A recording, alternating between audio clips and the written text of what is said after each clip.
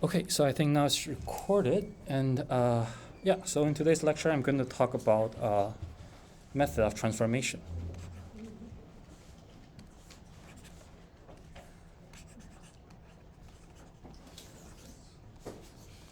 So, method of transformation. So essentially, is that you know the probability density function of one random variable, and then you are interested in the probability density function of another distribution, of another random variable. Okay, so for x, let's say it's a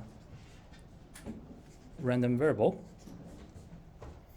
and we have a transformation y, or a function of a random variable expressed in terms of a g of x. And there's one condition, is that if g of x is an increasing or decreasing function,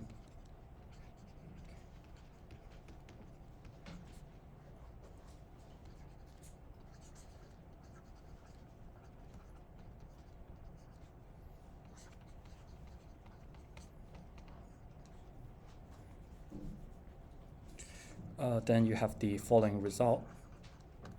So here I'm going to write f for the density function with the subscript capital Y referring to the random variable y, and then with the parenthesis for the argument of that density function, lowercase y. Okay, so this is equal to the density function of the random variable x, and then you plug in the inverse of the function, which I denoted as h inverse, and later I will talk about what this means. And then that's that, and then multiply by another term, which is the derivative of that function with respect to the new random variable, and then you take the absolute value of that, and that will give you the density function for the new random variable y. Okay. And here is also assumed that the random variable is having the density function f of x. Well, that is already, yeah, that is a density function for the random variable x. And here we are interested in the density function for the random variable y, so that we have this result. One thing is that this has to be increasing or decreasing function. Something like you keep going up without going down in any of the points, or keep going down without that kind of behavior, without going up, that kind of things. Okay, so that is the result, or that's one of the formula. And here we have a connection between x and y in terms of the function g. Okay, and here the h is referring to the inverse function, which means that the x is equal to the inverse of the y. Okay, yeah. So in this function, you will input x, and then you will get some. So this is a function of x, and this is a function of y. Is that this inverse is referring to that this is the inverse function when you're given this function g. Okay, and later we'll go over an example, and then you will see what is the difference between g and x, the g and the h inverse. Yeah. Any questions so far? Okay, so let's do one example. So let's say x following a gamma distribution, parameter alpha beta. And then we know that the connection between y and the x is just equal to a constant c multiplied by x, where c is just like a positive value. So a simple transformation of the original random variable x. And then now the question is, what is the probability density function for this new random variable y, which is just a linear transformation of the random variable x. Okay, so the question is asking for this formulation. Okay, so first of all, let's identify. Okay, so definitely we're going to use this to find out what is the probability density function for y. So first of all, we need to identify what is g of x and then what is the h inverse. Okay. So here, we already know that y is equal to g of x, which is just c multiplied by x, so a function of x. Okay, here the inverse function, which I denoted as h inverse, is a function of y. So that means on the right hand side, it only should involving y. So if you know the relationship between y and x, so y is equal to cx, then the inverse function is just that when you input the y, you should get the result of x. So that means the inverse function for the x, it just you move the c on the other side, so you should only have x on one side, and whatever remaining on the other side is your inverse function in this case. Okay, so that is the h inverse. And then for the transformation, you just need to take a simple derivative, and then that is the d of h inverse. So this is a function of y, so that, of course, then you are able to take the derivative with respect to the y, the new variable, the variable that you want to find the density function. Okay.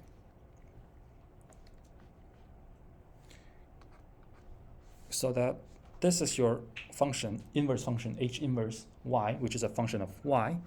And now when I take the derivative with respect to y, what does this equal to? So essentially just taking derivative of this with respect to y. What does that equal to? 1/c. Yes. So you take the derivative of the h inverse with respect to the random variable that you are interested in, and then that will be your result. And don't forget to take the absolute value. But here, the c is a positive value, so the absolute value just 1/c itself. But don't forget the absolute value.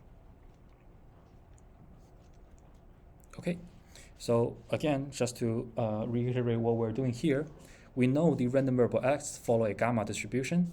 We know a connection between x and y, and we are interested in the density function for y. And here we are offering a tool to calculate the density function of y. Okay. And to apply that, first of all, you need to find the inverse function, which is the function of the new random variable that you are interested in. Okay, so you have that, and then you need to take the derivative with respect to the variable of interest, and then absolute value, and then plug in to the rest of the formula. Okay, so now let's complete our derivation. So first of all, let's write down the density function for the original variable x. This is just the gamma density function that we applied previously. So let me just copy down.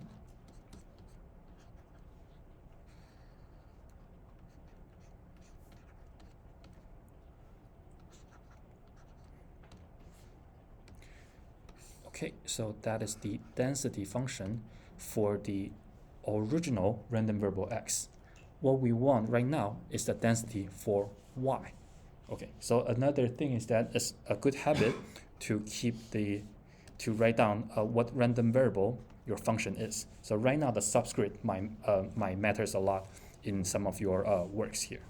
So although it's trivial, just this is random variable for y, this is random for x, but if having that notation, maybe it will make it more easier for the derivation. Okay, so now let's apply the formula. So what we want is the following.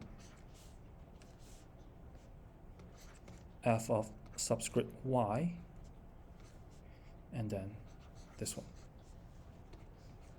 So before we derive the result, we should already know that whatever appear on the right hand side should only involving y anymore. There should be no x involving at all.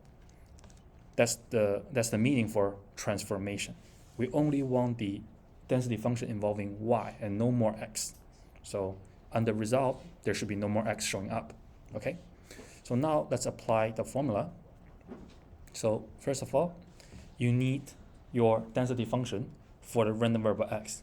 But here, the argument you need to plug in is the inverse function. Okay, so that means you need to plug in this one here that I underline. So whenever there's an x showing up in your density function for the original random variable, you should plug in the inverse function, which is the 1 over c multiplied by y. Okay, so now let's just do the plug-in here. So whenever you see the x, just plug in the inverse function, the h inverse y. Yeah. Okay, so here we have an x, so let's plug in 1 over c multiplied by y. And this term raised to the power of alpha minus 1. Okay, and then you have the exponential term, so e raised to the power negative. And then you have the x again, so plug in 1 over c multiplied by y. And okay, so let's write it as a fraction. So I'm going to write it into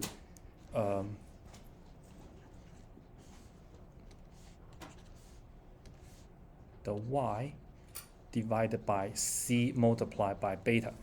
Okay, so this is 1 over c multiplied by y. So I'm going to put the y on the numerator and the c in the denominator and then the beta. Okay, so again, what we're doing is just that whenever we see an x, we plug in the 1 over c multiplied by y in the position where an x showing up. And then complete the kernel, complete the normalizing constant.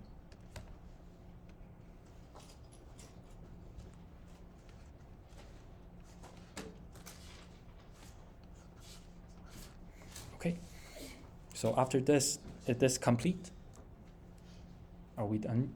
Not yet, right? So we need the absolute value of the derivative. Okay, so we need this part here. Don't forget the absolute value. Here it's just that the absolute value is just itself because one of the c is a positive number. So don't forget the absolute value. Later it will make an impact on the result. Okay, so in this case, 1 over c is just itself because it's a positive number.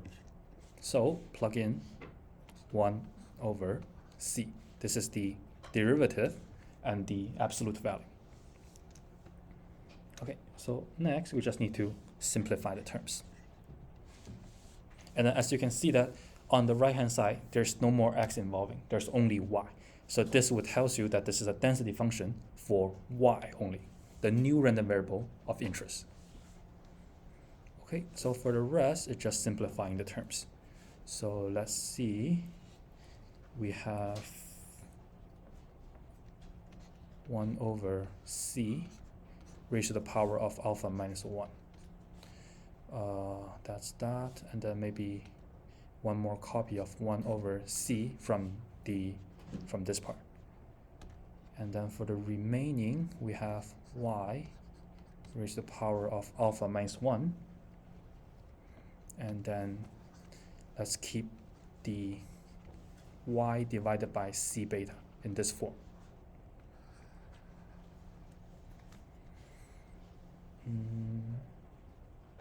And then the normalizing constant.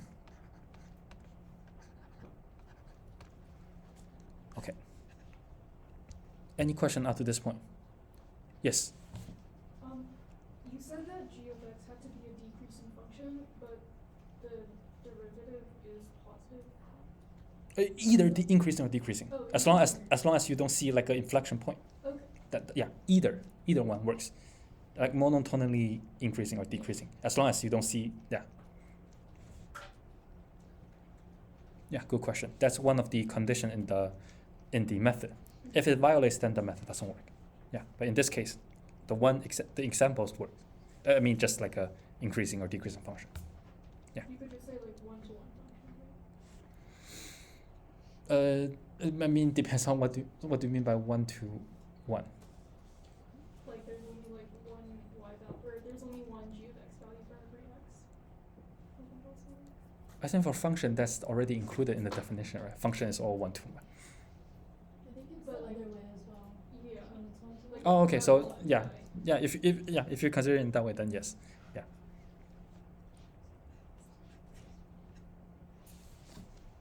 Good question.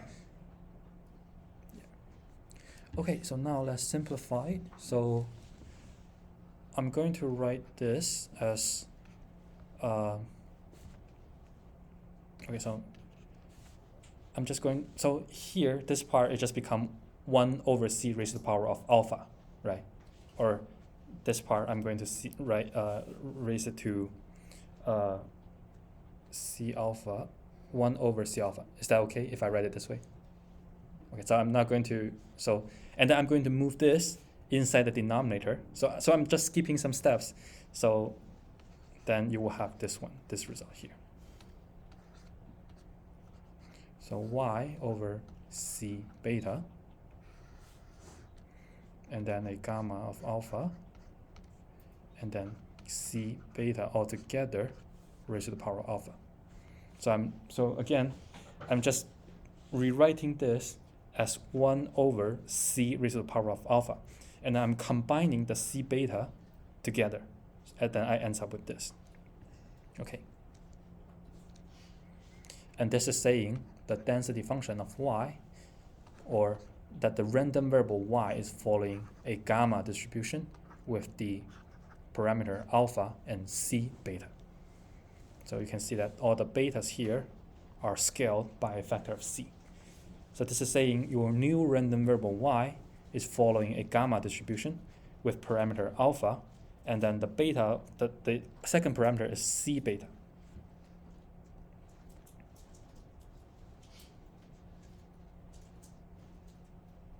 Any question or comments? Yes? Why did you add the 1 over c again if you scroll up a few steps?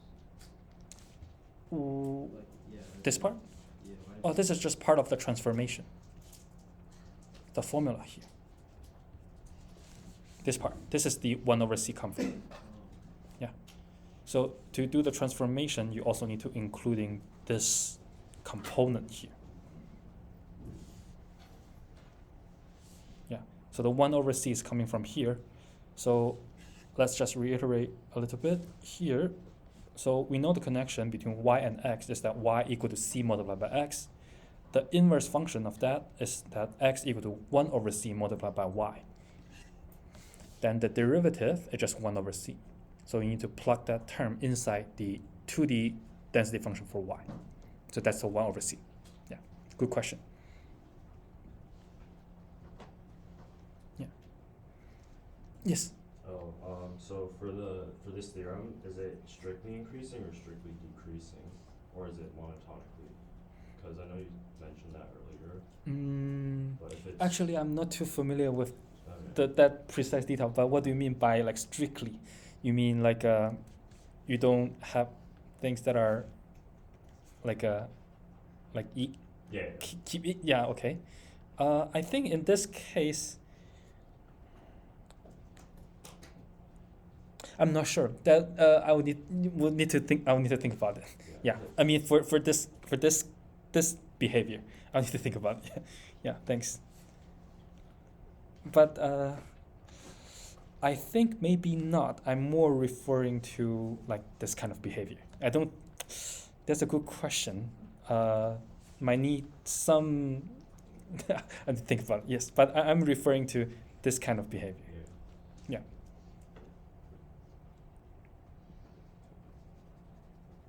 Yeah, that's a good question. I don't think that will works. Yeah. Good question.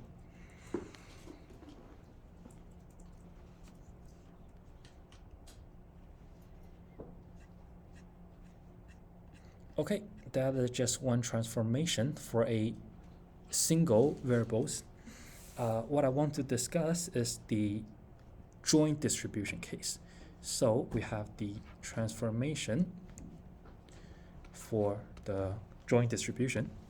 So now let's introduce another method for the joint distribution. So let x1 and x2 be two random variables, and also with the joint distribution. So here I use x1, capital X1 and x2 and the subscript, and then the argument lowercase x1 and x2. Okay, So that's the joint density function for the random variable x1 and x2. And now suppose we know the transformation or the connection. So y1 is equal to a function that takes in both arguments, x1 and x2, and y2, let's call, okay, g2, okay, another function that also take in x1 and x2. Okay, so that means you plug in x1 and x2, and then that will give you the relationship between y1 and the two variable. For the function g2, you plug in x1 and x2, that will give you the relationship between y2 and x1 and x2. Okay. So now we want also the joint density function for the new random variable y1 and y2.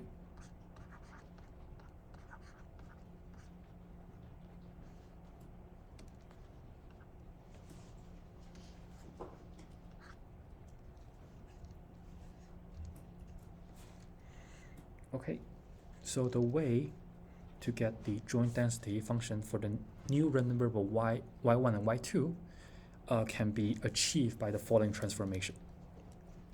So first of all,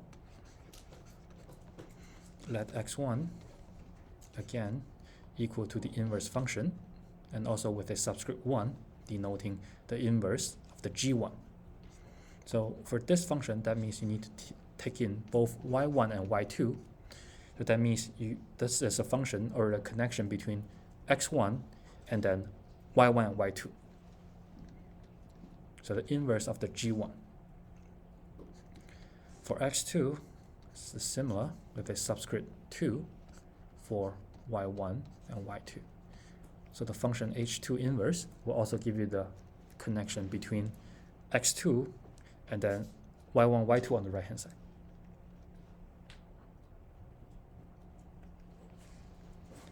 And then let's define a terms, let's call J1. This is defined as the determinant. So right now we're talking about a bivariate case. So this is the determinant of a 2x2 matrix. And the 2x2 matrix is defined in the following way. Okay. So the determinant of for the 1-1 entry is the same as what you see in the unit variate case. So H1 inverse y1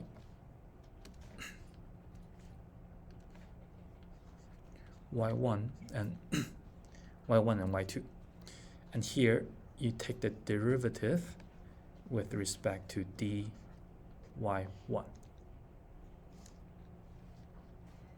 Okay.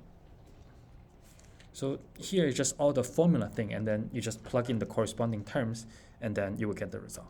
So yeah, so right now everything here is just a formula. And then for the 1-2 entry, it's the same thing. You take the derivative for the h1, y1 and y2 with respect to the second variable.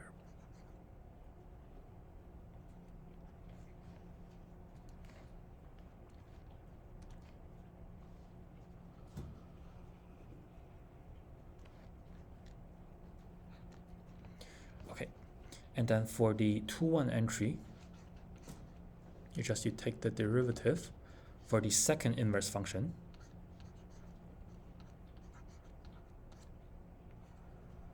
with respect to the first variable dy1 .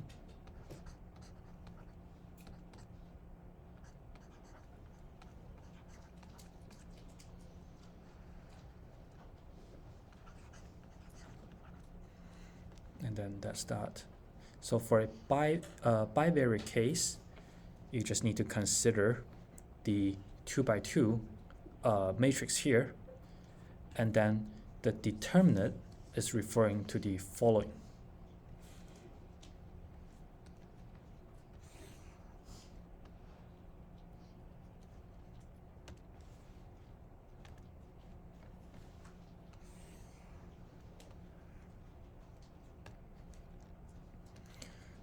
So the determinant of a 2 by 2 matrix.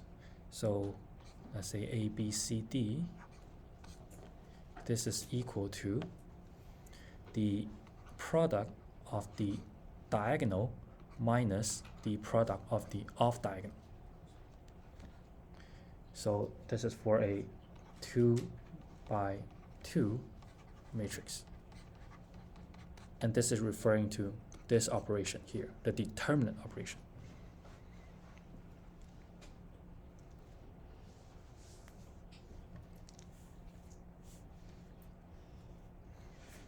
Okay, before we complete the formula for this transformation, let me just introduce another terms that you can also use in this formula. So essentially, there are two ways you can calculate the joint density function for the new random variable. Okay, so now let's define another terms called J2. The only difference is that instead you're taking the derivative of the H1s, H1 and H2s, you just take the derivative for the G1, the things here, the connection from Y to X. The new variable in terms of the original variables. Yeah.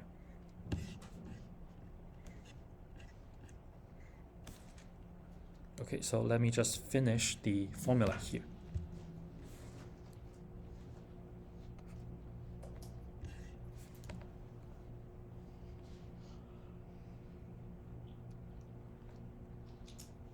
So for the J2, it's defined similarly, except that we're just taking the derivative from the G1s, the G1 and G2. And G1 and G2 are a function of x1 and x2. So just define similarly.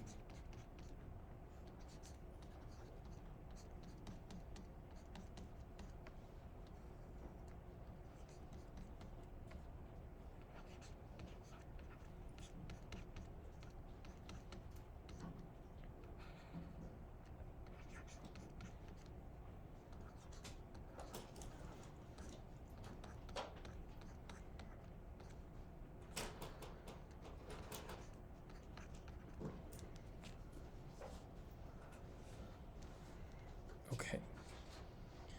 So any question regarding the notation here? We have not yet finished the formula. We're just introducing two constructions regarding the relationships. I think this is also called the Jacobian matrix, and then we're going to apply the Jacobian matrix for our transformation. Yeah, so any question regarding the notation so far before we complete the formula?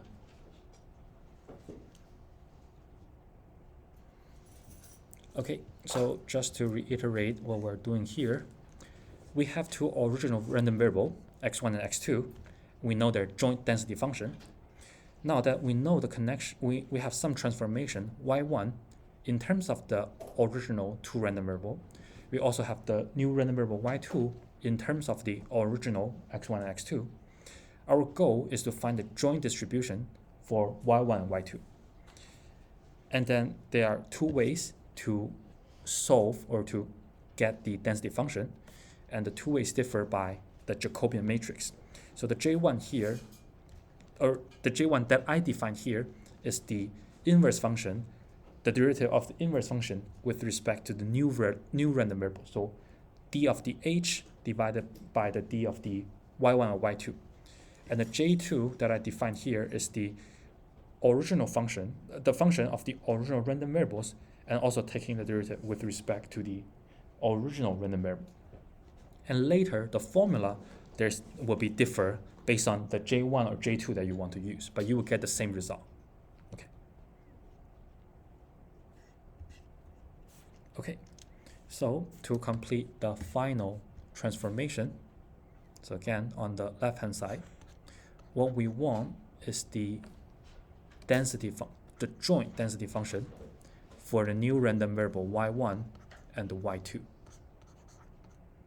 So again, before we solving that, you should already know that on the right hand side, there should be no more x involving. There should be only y on the right hand side. That's the density function for y. Okay, so you should have the following transformation. You start from the density function from the original function for the original random variable, but take in the inverse of that. So y1 and y2 for the first argument. So originally this is your x1, but now whenever you see the x1 replaced by the inverse function here. And then your second argument here should be h2. So previously this was x1, x2. Whenever you see an x1 replaced by the inverse function for the h1 inverse. Whenever you see the x2 replaced by the inverse function h2 here.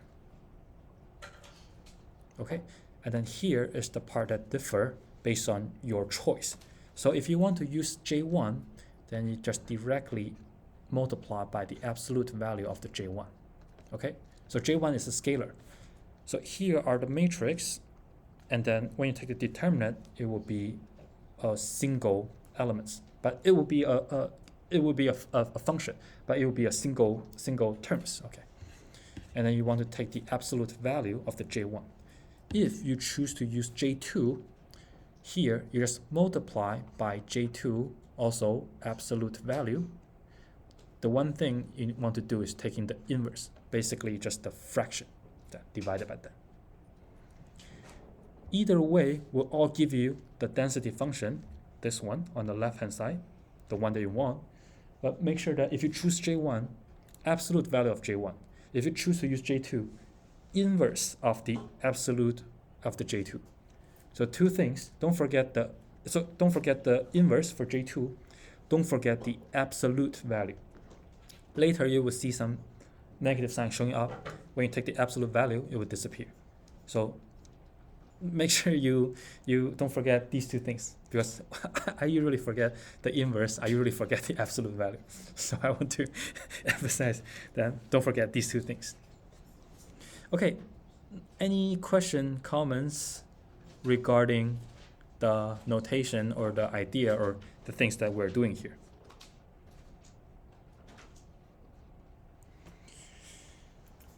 Okay, so yeah, these are just some formulas to getting the transformations.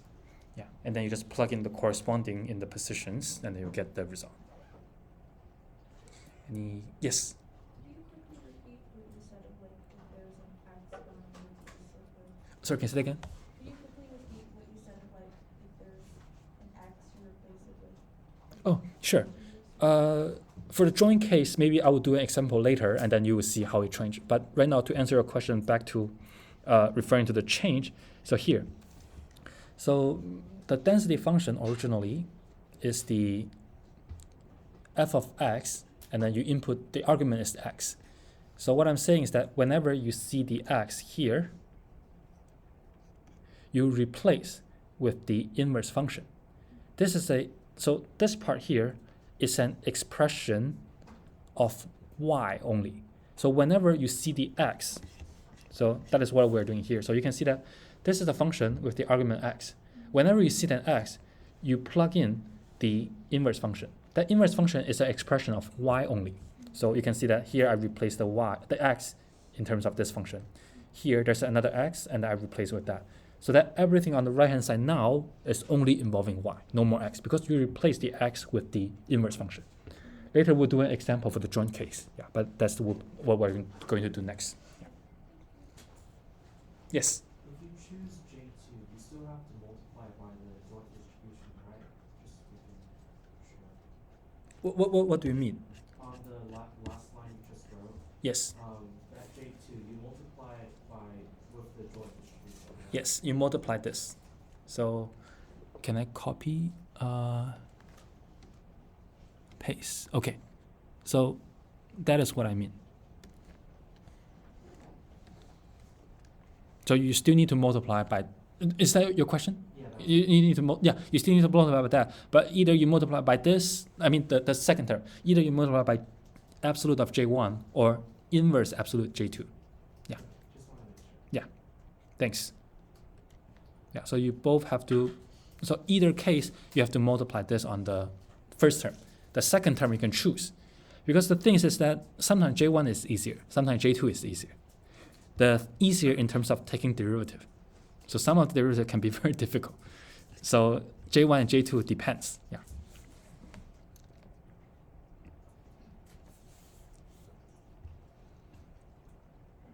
Any question, comments? Okay, so before we go to an example, now I want to make some connection with the change of variables and also some other distribution. So first of all, let's slightly deviate from this transformation for now, and then I will come back to the examples. So first of all, I want to introduce the chi-square distribution. And later we will use the transformation to get some other distribution that is useful. So the chi-square distribution, let's say, is defined in the following way. So first of all, you have a random variable a zi following a standard normal distribution. Let's say you have k of them. So z1, z2, all the way to zk. So k of the random variables, and then iid standard 0, 1. So all of them follow a standard normal distribution. Okay, so now let's define another letter, let's call v, is equal to the summation with the index 1 to k for each of the random variable, the standard normal random variable. If I square them, I square each of them and then sum them together, this new random variable that I define here will follow a chi-square distribution. And there's a thing called degree of freedom, and this thing is following a chi-square distribution with degree of freedom k. So you can construct a chi-square random variable by squaring the standard normal distribution and then sum k copies of them, then you will get the chi-square random variable with degree of freedom k. Yeah. Question? Yes. If you have the, just a quick comment on that, if you have a general normal, x minus mu, standard than that, you will get the z, then do the same thing. Yeah. But to this construction, only start from standard normal. If you don't have a standard normal, standardize it to standard normal, and then do this transformation. Yeah.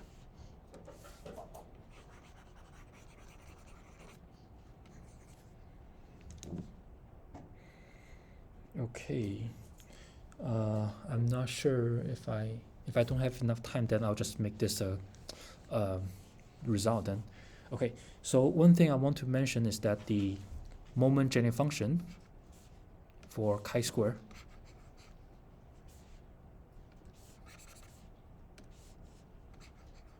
for a chi-square random variable is equal to the following.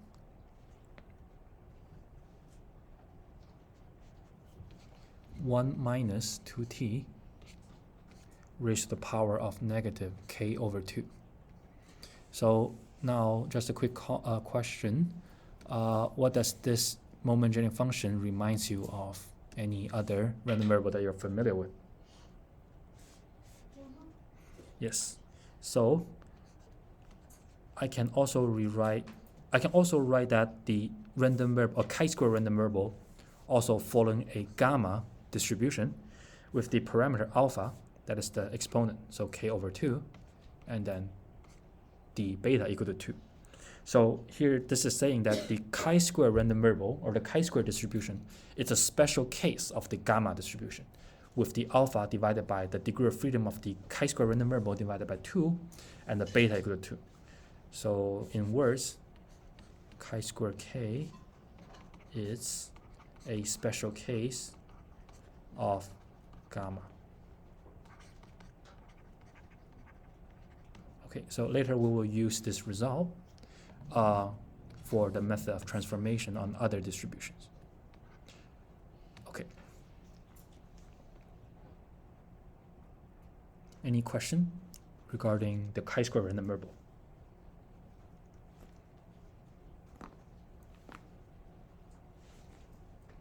Okay. Can we also rewrite the chi-squared as an exponential distribution though? What do you mean by exponential distribution? Oh, sorry. You know how like you can like gamma is like a subset of the exponential distribution? Like exponential distribution 1 is equal to like gamma 0, or like. I would say the other way around, like the exponential is a Oh, special. yeah. Yeah, right. So chi-square is a special case of a gamma. I would say the exponential is a special case of a gamma as well, right? Yeah. Yeah, but good observation. Okay, so here we draw the connection between normal. Well, if you have a general normal, just standardize it, and then you'll get the standard normal, and then we draw the connection between standard normal and chi-square.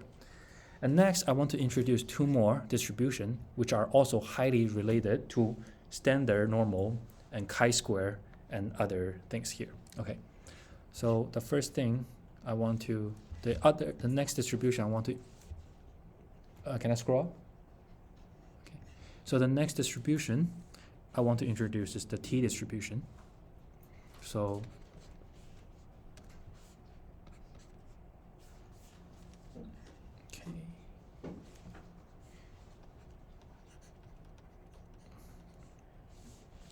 and I'm saying the t distribution can be constructed in the following way.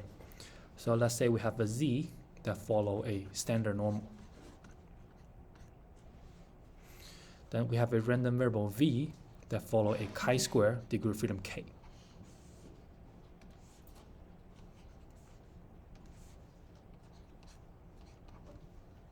Okay, so a standard normal and then a chi-square random variable. Also with the, let me a little bit, the keywords z and the v, these two random variables are independent. Okay, so I'm saying that if I construct a new terms, let's say capital T, I write it as z on the numerator divided by square root of v divided by the constant k, the degree of freedom, taking the square root. And then I'm saying this was the t distribution, degree of freedom k. So this is saying that if you have a standard normal random variable, if you have a chi-square random variable, if you construct a new random variable, let's say t, in this way, then this new random variable t will follow a t distribution, degree of freedom k. Okay, and next I'm going to use the method of transformation, the one that you just saw with the Jacobian matrix here, to derive the density function for the t distribution. Okay, so as you can see that here we already have a connection with the new random variable t with the two original variables z and v. So we can also write it as g1 and then involving z and the v. And that is your transformation, this part, the right hand side.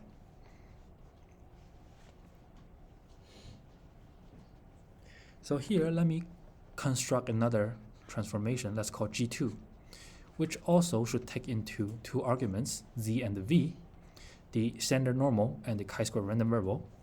But I'm going to define this as the letter s, and I'm constructing in this way. So v plus and the 0 multiplied by z. So whenever you want to discard one of the variables, you can always make a function that, like, let's say 0 plus like a multiplied by z. That essentially just saying that this transformation, it's just that involving, it's still taking two arguments, but it does not have a substantial effect on your new transformation. Right? So now you have the G1 and G2 from the formula here. Okay, so what I'm constructing here is these two things in the formula. So now you have two things. One, you have the connection between T and the two original random variable. You also have the new variable S with the original variables Z and V. Okay. So now we have these two things from the formula. Okay, and what we want is this thing here.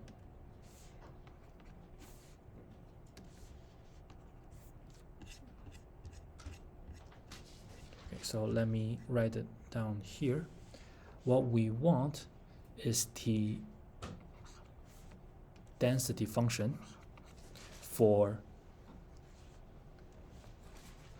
the new random variable T and the S, lowercase t and lowercase s. So this is what we want. Okay, so let me just repeat what we have or what we're going to do here. We know the density function or the distribution or the random variable Z. We have the random variable V. And we know this one follows standard normal, this one follows gamma distribution. What we want now is the density function for the joint density function for the new random variable T and the S. Okay, so we start from Z and the V. What we want is the density function for T and the S. Okay, so that is what we're doing now.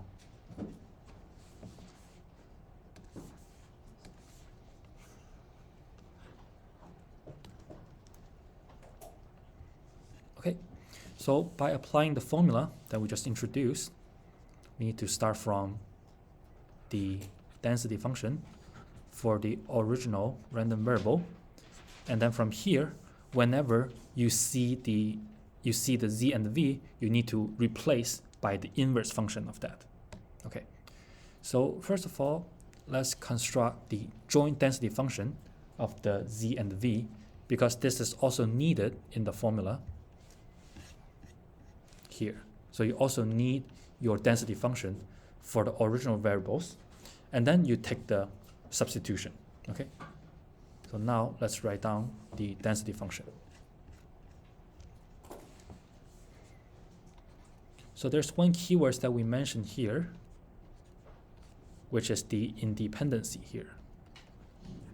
Because of that independence, that means the joint density of Z and V is equal to the product of the marginal. Right.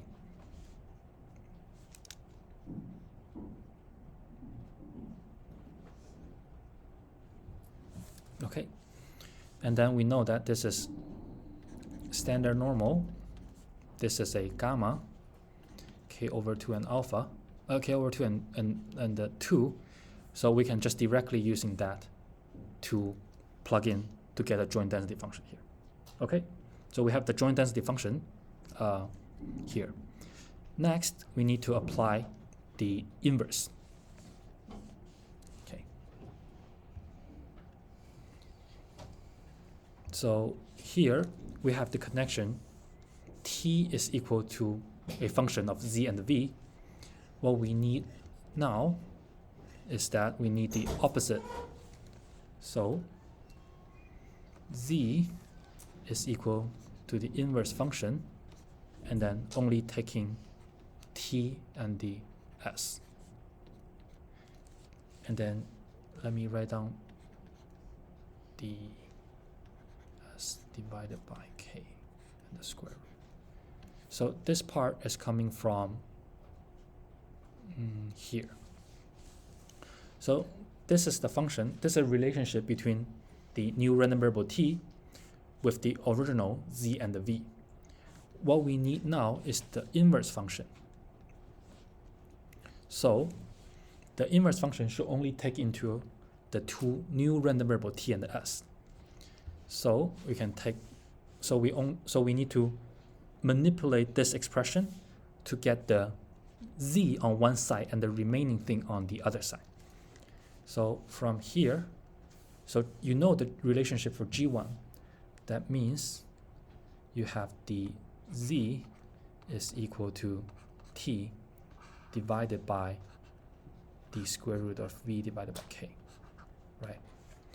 But this is not a function of the new random variable because you still have a v, so you need to plug in the v here.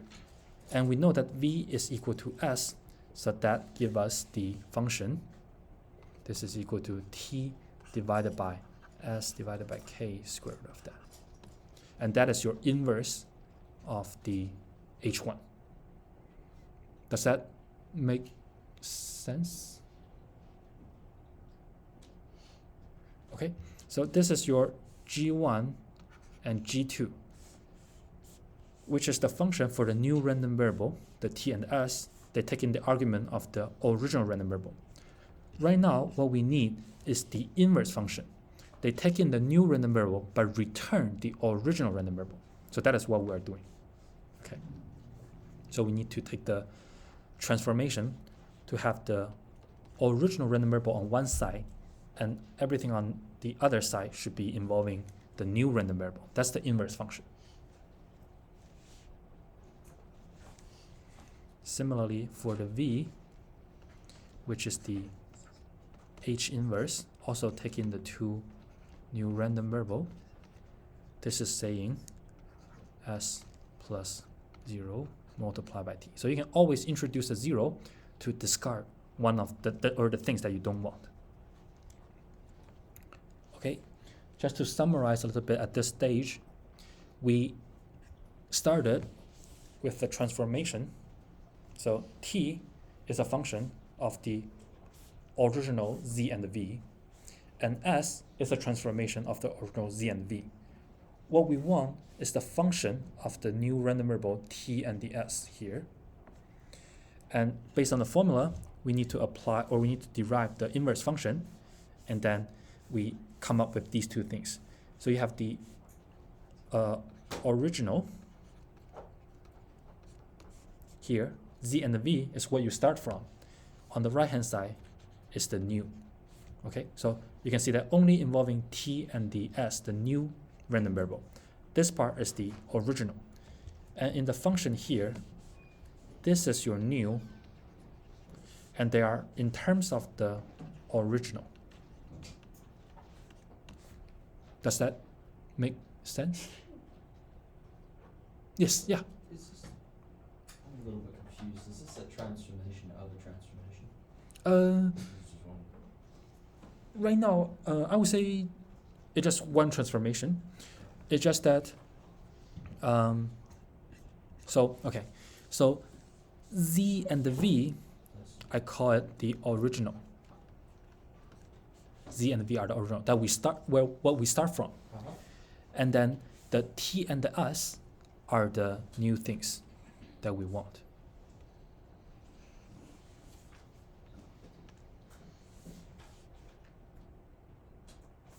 And then we have the connection between the old and the new, the original and the new random variable. Right. Yeah. So, yeah.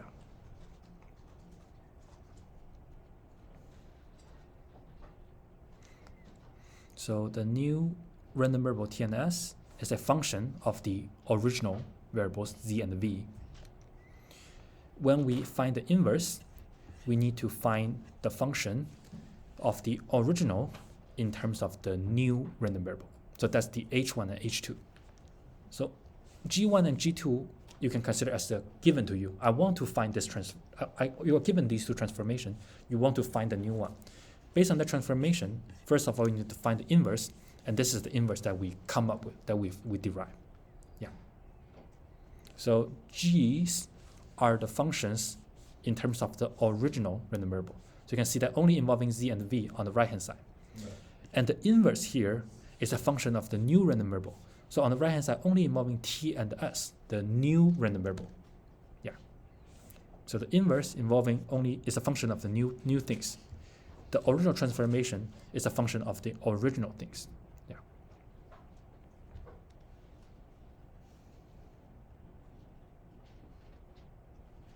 Yes. Could you explain why the z's are different? Like you have z on the right side as t divided by square root of s divided by k, but on like the bottom there you have t times square root s divided by k. Oh, perfect. Thank you. That's a typo. Thanks. Thank you. Yes, there's the division. Yes. Wait a second. Let me just double check. Now, okay. Now you, okay. So maybe there's a, let's see. That's a very good question. So t is equal to z divided by that. That means, oh, that's a product. Okay. Yes. Thank you. Thank you. Yes, that's a typo. So z divided by that equal to t. So that means z is equal to t multiplied by that, right? Is that what you, okay. Yeah. Thank you. Thank you. Yeah, Yes. thank you. So no more, not division anymore. Yes. I think you also did the same thing for V, where you did S. Okay, say that again. Sorry. Sorry, you did the same thing for V. You did V equals S plus 0 times Z when it should be minus. Did I make another typo? It's very likely. So, okay, let me first complete this one. So what we want is that on the right-hand side, we're only onto involving t and s.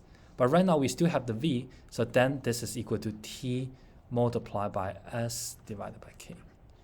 So right now, everything on the right-hand side only involving the new terms. Okay. So you were saying, did I also make a typo on the v? Okay, so let's see. S is equal to this, and okay, so I want a v on one side, so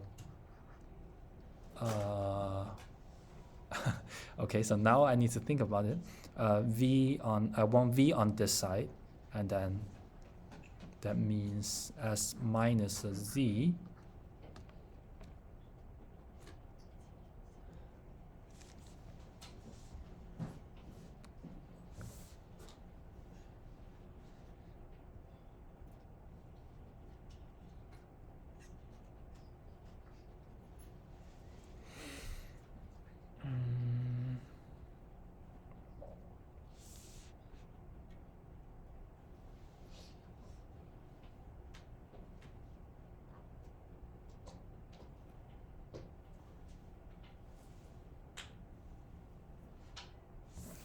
So minus a z, and okay, I think you are correct, but it just minus 0, it doesn't change. So I should have s minus z, and this should be s minus the thing.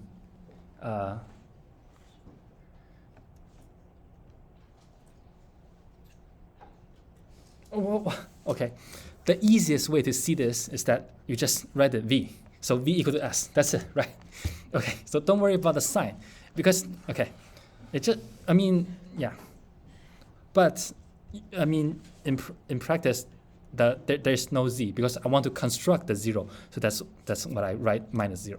So s equal to v, so v equal to s. That's the simple way. But you are correct. This should be minus the z, and then you write this part into here, but it's still going to minus 0. So v is equal to s, as s is equal to v plus 0z, right? Yeah. Yeah. So the 0 doesn't make any change. So s is just equal to v plus 0. So v is just equal to s something 0. Yeah. That's this. Yeah. Can you repeat why you chose 0 and like why you get to do that, I guess? The reason, right? That's a very good question.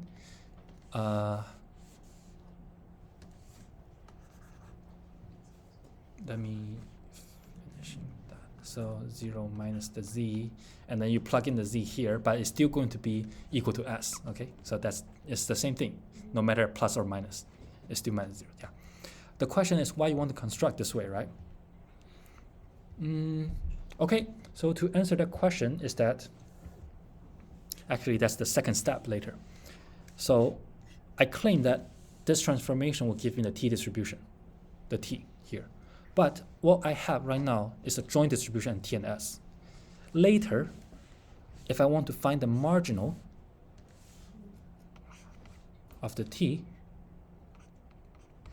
this is the integration of the joint t and the s and the t and the s ds.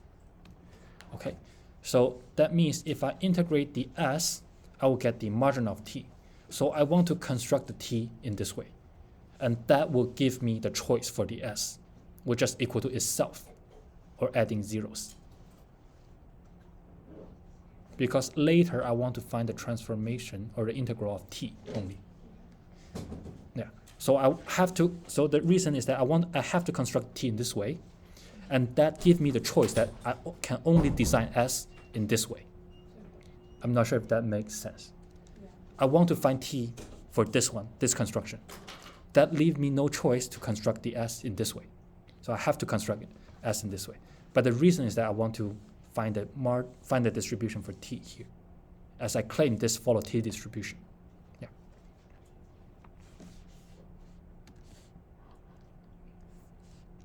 Yeah. So again, s is equal to v. It's just a 0 z. So z, so that the other way around is the same. Yeah. But thanks. Yeah.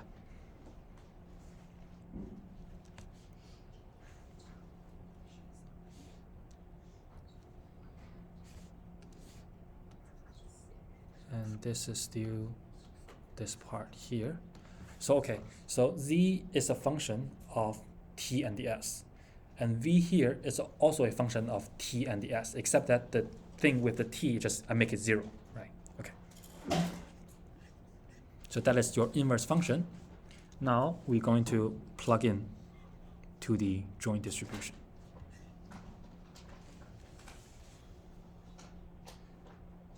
So f of the t and the s, and then, so this is our target distribution, the distribution for the new random variable t and the s. And then I'm going to use the normal distribution. Okay, so what I'm doing here is that I'm plugging the joint distribution of this one, but whenever I see a z, I replace by this term here. Whenever I see a v, I replace by s. So the same thing that we did in the univariate case.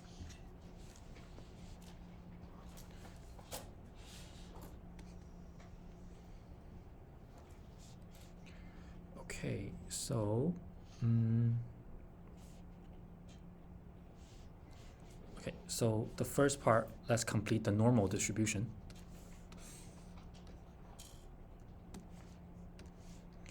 So we will have 1 over 2 pi square root of that coming from the standard normal.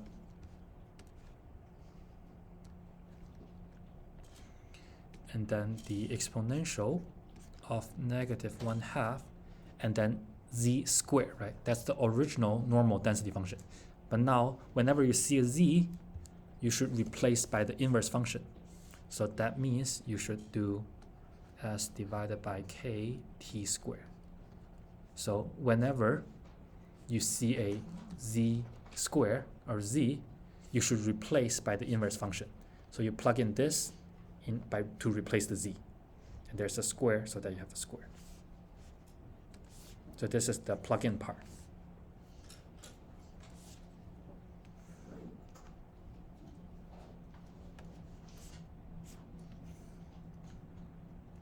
Next, we also have the gamma distribution part. So we need to plug in the gamma distribution. But now whenever you see a v, you should replace by s to make the change. Okay, so you should have s raised to the power of alpha minus 1. So alpha is so here the v following a gamma distribution, alpha is k over 2, beta is 2. Okay, so this is the v raised to the power of alpha minus 1. Whenever you see a v, replaced by s. Okay, and then the e raised to the power of negative v over beta. So we see a v again, so replaced by s divided by 2. And then gamma function of the alpha is k over 2. Beta raised to the power of alpha. So beta is the 2, alpha is the k over 2. Okay, are we complete for the transformation? What are we missing here? The Jacobian matrix, right? So never stop at this stage. There's a third term here. Never forget a Jacobian. Okay. So I'm going to use J2.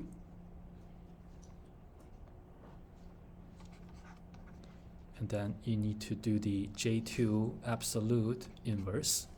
Okay, so now we need to find the J2. So you can refer this part as the formula. So J2 is that you're using the G over the original one. So now you need to find the determinant of the G's with respect to the original. So dt, dz, this part you can, it's just copying the formula here. ds, dz. So as long as you recognize what is the new one, what is the original one, then you can just directly plug in the formula. So I'm using the formula for J2. Just make sure you plug in the corresponding G1, G2, G1, G2 on the Jacobian matrix.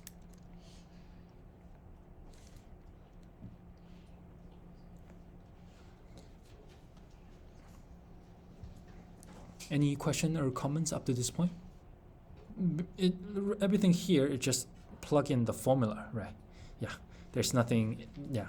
The only tricky part is that how to get the inverse function. I think that would be a little bit trickier. But the rest is just plug in the formula. Yeah. As long as you identify what is G1, what is G2, what is your x1, x2, just plug in the things.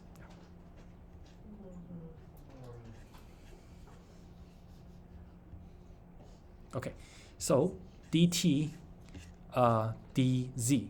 So here is our t. So we are going to take derivative. So we're using J2. So we're going to take derivative of this with respect to z. So that means that only the denominator will be there. So this is 1 over v divided by k. That's the derivative of the G1 with respect to z. Okay, so let's see what is G1 with respect to v. G1 is this one with respect to v. Okay, so this is a little bit complicated. So let me write it. Make a copies here. So t is equal to z multiplied by v divided by k negative 1/2. Okay, so that is the original transformation. So dt dv, this is equal to z multiplied by negative 1/2 multiplied by v divided by k raised to the power of negative 3 over 2. And is there k minus there is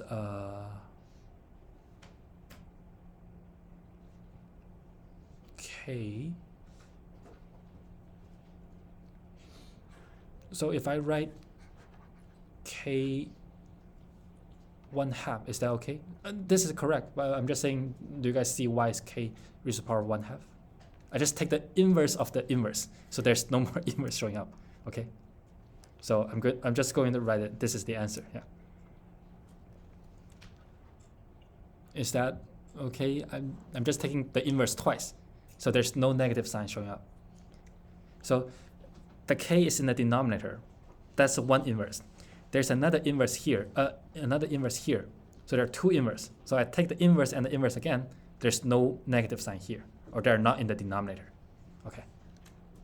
You can verify yourself later. So that is the dt dv.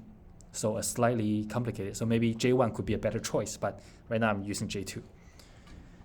Okay. And next we need to find ds dz. So this part I think is relatively easy. So the s does not involving z, or actually the part with the z is equal to 0. So this directly give you the Jacobian equal to 0. Or this entry equal to 0. The SDV just equal to 1, right? Just one copy of S. Yeah.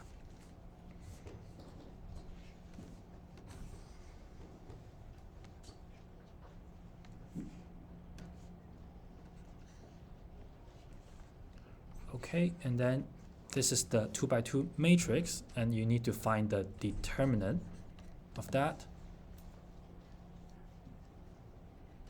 Okay, and I think I'll just let you to verify later. This is equal to k over s square root. Square root is a positive value, so taking the absolute again, it just itself. Okay, so that's your J2, or more precisely, the inverse of J2. I mean the absolute of J2 by just itself. Question? Yes? I did it doing like the first Jacobian. Shouldn't that just be root s over k? Like Exactly, right? So you see, you the formula here is just the inverse of difference. So if you do J1, your answer should be s over k. Okay. So you get s over k, right? Yeah. Then don't forget, don't multiply by inverse. Yes. You use J1, right? Don't use inverse. Okay. I use J2, so later I should use inverse. Okay. And then we get the So same you thing, already- right? And we should get the same thing, right? Is J1 easier than J2? Wait. Yes. Way easier? Yeah, I got it. Ah, you should let me know in advance. Otherwise, I thought you already solved the problem though. ah, okay. I haven't tried J1. I just tried J2. J1 way easier? Okay. So the trick here is that after you complete J1 and J2, claim which one is easier. Okay? I didn't try J1, so I tried J2 directly. So, okay? But you get the same thing, right? So you just one inverse difference, right? Yeah. Okay. Ah, okay. So, but you only solve both of them to know which one is easier. Okay. But you get the same thing, right? Okay. Okay, then I would just claim that I'm doing J2 for education, for demonstration purpose. Okay.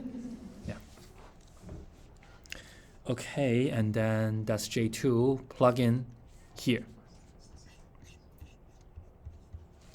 Okay, let me plug.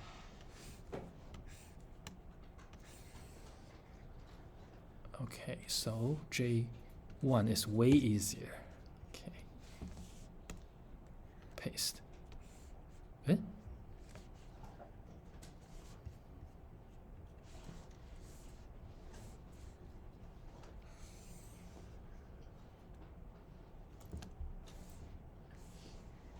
Let me copy paste this part. Okay.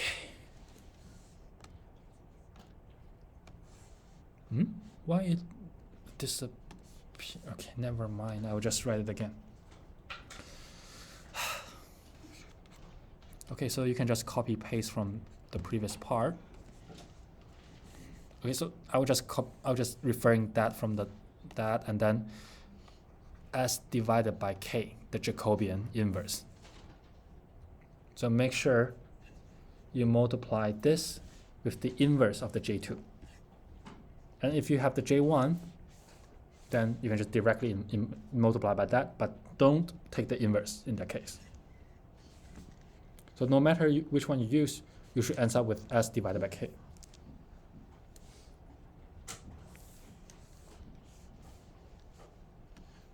So copy from above.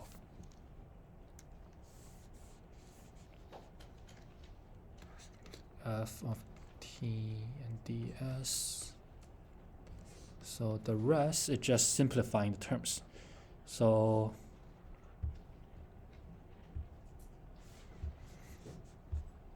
now I'm going to group things together. So I will have the square root of 2 pi and then multiply by this k from the Jacobian. So I'm going to group it into the square root of that. And then I'm going to borrow the normalizing constant from the gamma distribution. So gamma of k over 2 and the 2 raised to the power of k over 2. So this is from the normalizing constant of the gamma. And then I also have a function s that is coming from here, the k over 2 minus a 1. So k over 2 minus a 1. And I have an extra copy from the Jacobian, so I plus the 1/2.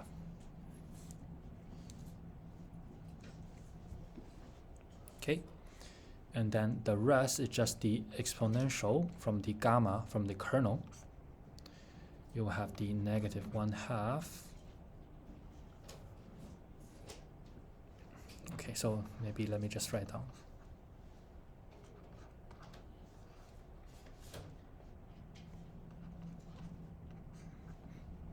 So all these are correct. It's just that make sure you can verify later, and then also to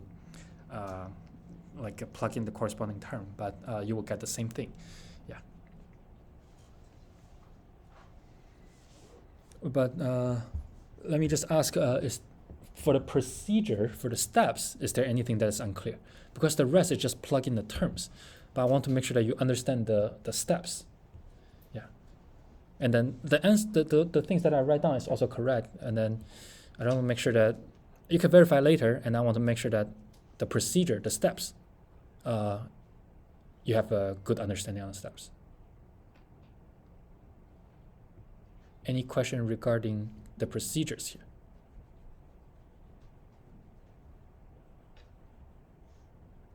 Okay, for the rest of the thing, it's just the algebraic parts. You just grouping things and manipulating things, and then you get the answer. So here's the 2 pi and then the k from the Jacobian. This part is the s and also including the Jacobian. This part is from the normal distribution. You have the s squared, and then you also have the exponential from the gamma distribution, and then I group them together. So you have this expression.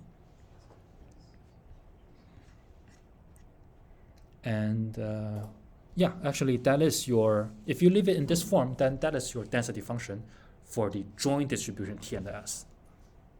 Okay, so the transformation part is already done. So let me just ask, is there any question or comments regarding the steps? Because all these are just plug in and the simplification. So everyone is good on the procedure?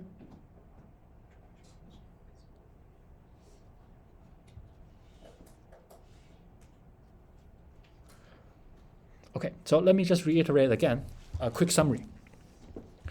So here we start from 2 original random variable, which is the z and the v.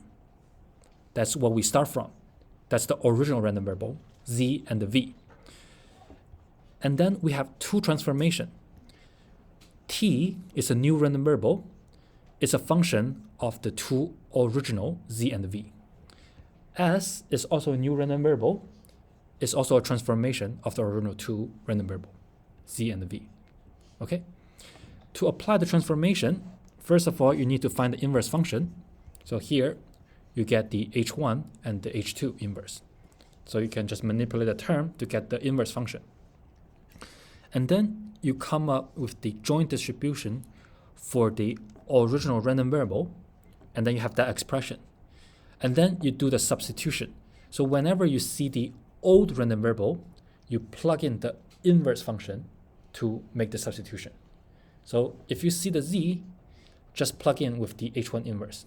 If you see a v, just plug in with the h2 inverse to make the substitution. And then after that, don't forget to get the Jacobian matrix.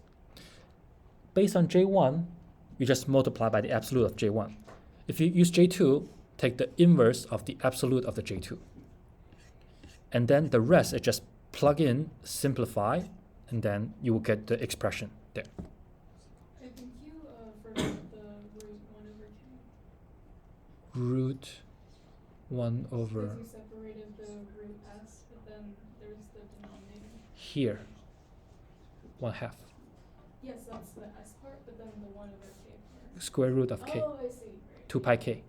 Yeah, this is the Jacobian, and then this is the 1/2. Yeah, and then the red. So did you get the same thing? Yeah. Yeah. There's the. This is the k from the Jacobian. Mhm. Yeah.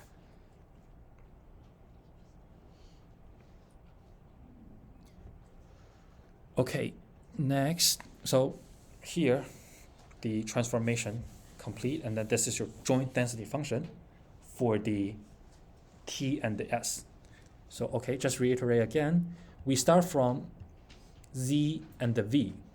We have two transformations for the two new random variable t and the s. And then after all the steps, and then in the end, we have a joint distribution only involving the new random variable t and the s. And then on the right hand side, you only have t and the s. There's no more z and v anymore. Okay, so again, we start from z and v. What we want is the distribution for t and the s, the new random variable. That's what we call the transformation.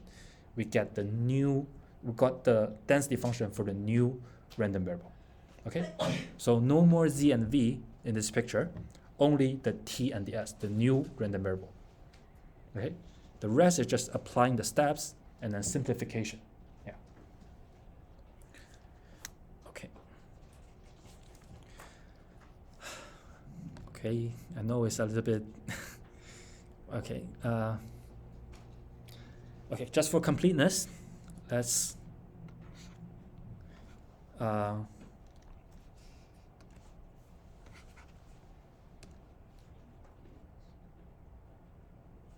get the density function.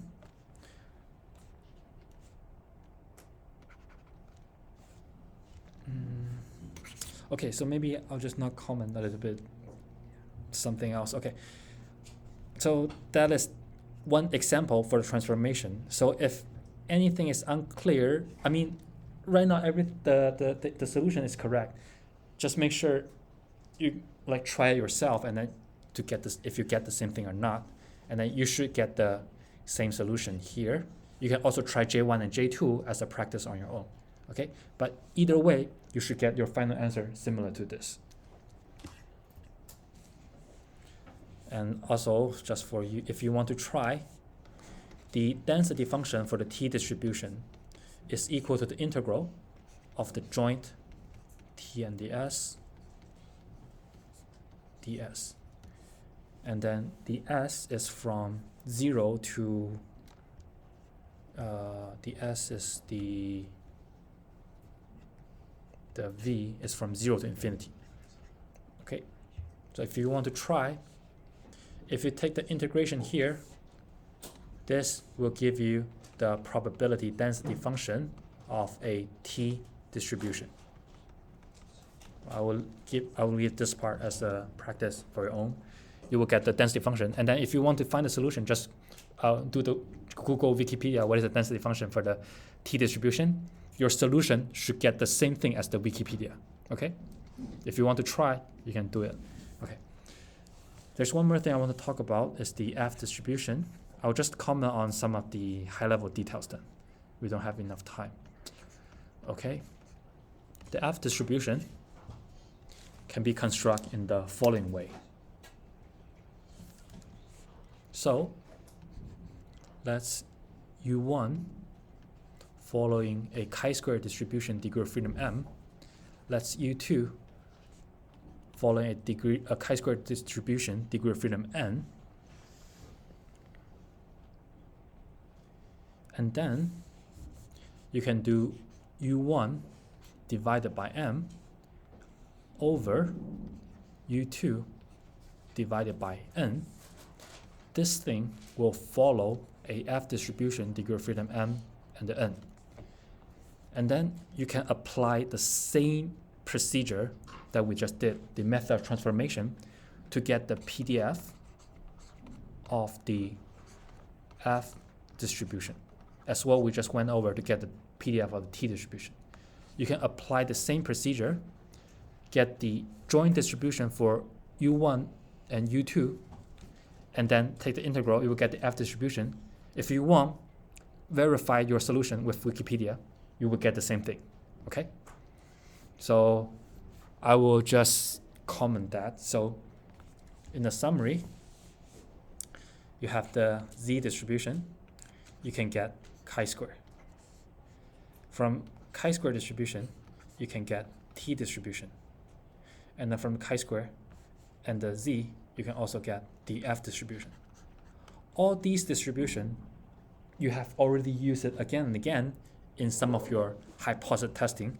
For example, you have tested the mean using the two-sided t-test. You have also tested loss of variance using the f-test. So all of these, you already use it, but right now I'm just presenting the idea of the method transformation to get to the probability density function for the t distribution and the f distribution. And similarly, if you're working any research topic in the future, you can also use the same idea to get the target distribution for the transformation that you impose from the original random variable. Okay, so I think I'll pause here and then let's see if you have any question, and that will conclude for today for the topic of transformation.